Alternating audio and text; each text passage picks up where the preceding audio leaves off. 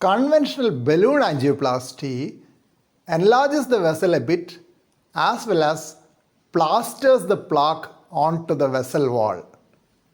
While laser angioplasty is a new technique, also known as laser atherectomy, in which Excimer laser, which is a monochromatic source of light, is used to vaporize the plaque or thrombus by producing heat and shock waves.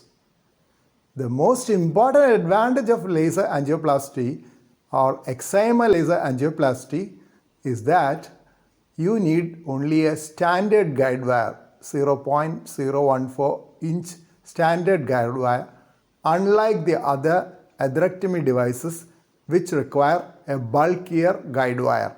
Diagrammatic representation of laser angioplasty or atherectomy.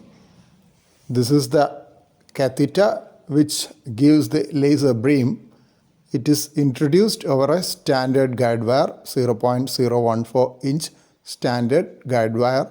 These are the situations in which a laser angioplasty or Excimer laser atherectomy can be considered.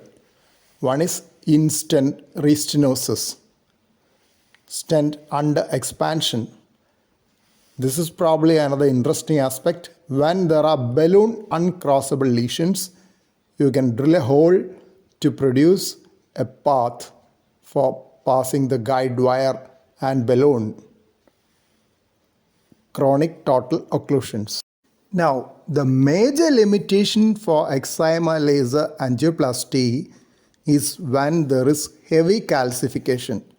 In presence of heavy calcification, it requires rotational atherectomy for clearance of calcification.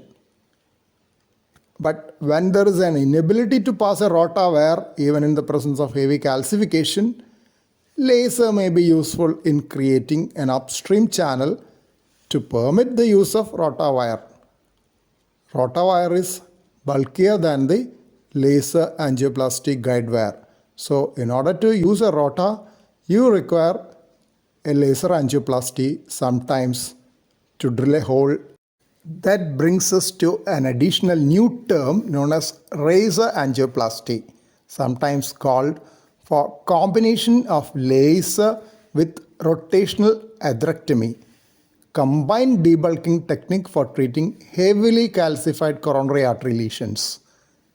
And in severe calcified undilatable coronary artery lesions that were unresponsive to either of the techniques alone, a combination of both laser and atherectomy, that is rotational, high-speed rotational atherectomy, is done, and it has been called sometimes as laser angioplasty. When you combine two procedures, there is of course an increased rate of induction of shock, slow flow and arterial complications.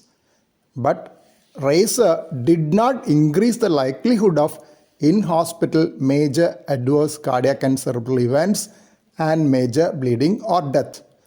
Incidentally, these are also the important disadvantages of laser angioplasty as well. Induction of shock, slow flow and arterial complications are more than for other PCA procedures. But still, they also did not increase MACE or major bleeding or death. When a large database of the British Cardiovascular Intervention Society was analyzed and published in 2021, which had nearly 1,500 cases of laser angioplasty and about 150 cases of laser angioplasty.